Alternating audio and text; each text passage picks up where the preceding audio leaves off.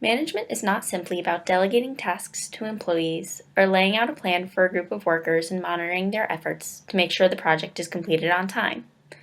Management involves much more thought, foresight, and involvement in every aspect of the business, from the processes used to bring products and services to consumers, to environmental and technological changes that could alter those processes and systems, to understanding how and where certain employees may perform most effectively.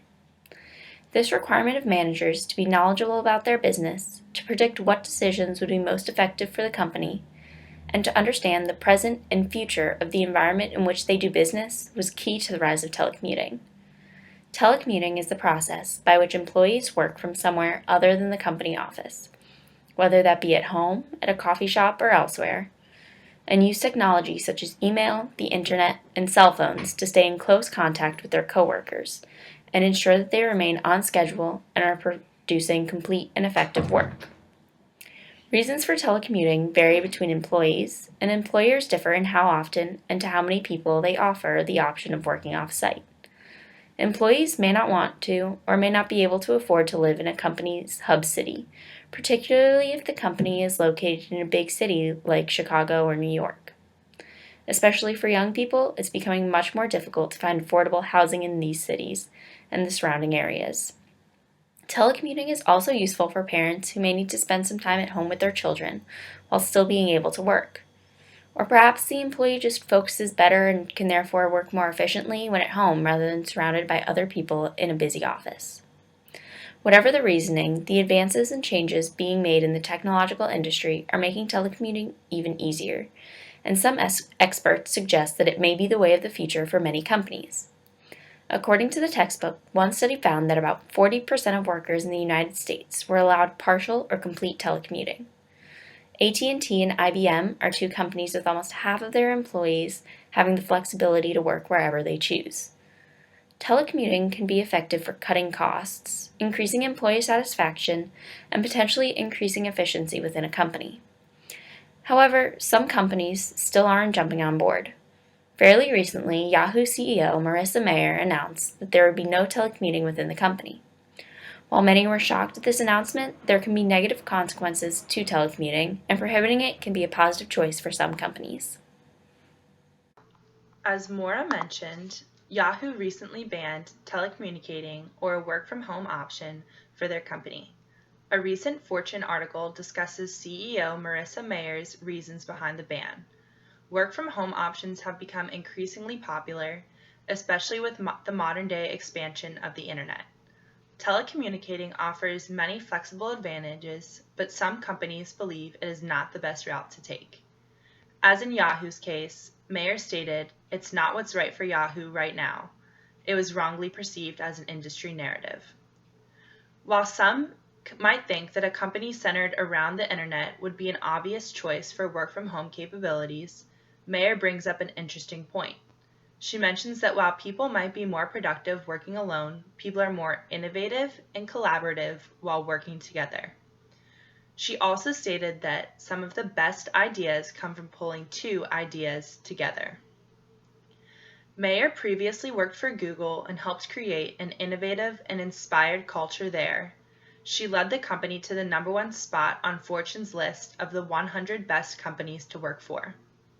Since assuming leadership at Yahoo, Mayer has implemented similar practices, including giving employees free smartphones and providing food at the office. She hopes that getting rid of telecommunication will also help in creating a cohesive, innovative culture at the company. She has mentioned that her goals do not include radically changing the culture, but instead, harnessing the greatness that's already there.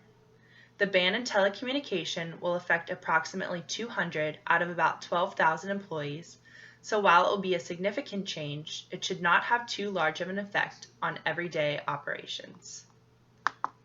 About 2 years ago, Fortune had an article about Yahoo's CEO Marissa Mayer and her decision to ban telecommuting. It wasn't about keeping their employees chained to their desks, but to encourage them to go out and talk to others. She wanted to have a similar philosophy like Zappos. More FaceTime in the office can have a huge positive impact on building the company culture.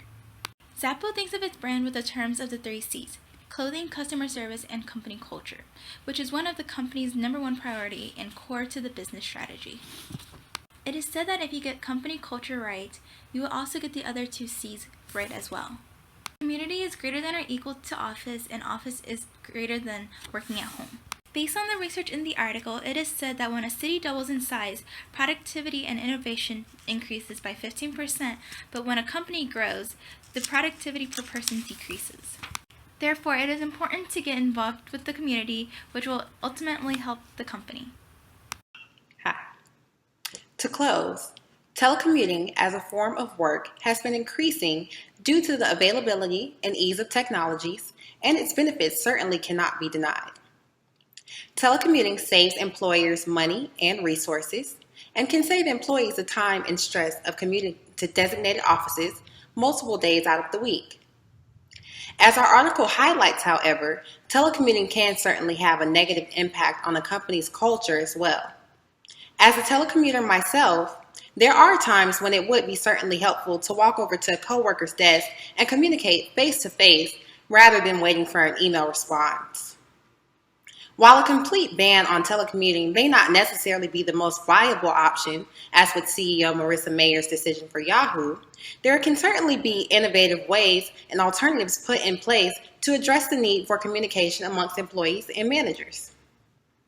As highlighted in our article, Zappos CEO Tony Hsieh has suggested a solution moving forward would be an effort to create a workplace that is not entirely confined to a designated office space, whether that be in a central office building or home, but rather to promote a company culture that expands beyond the office place and into the community.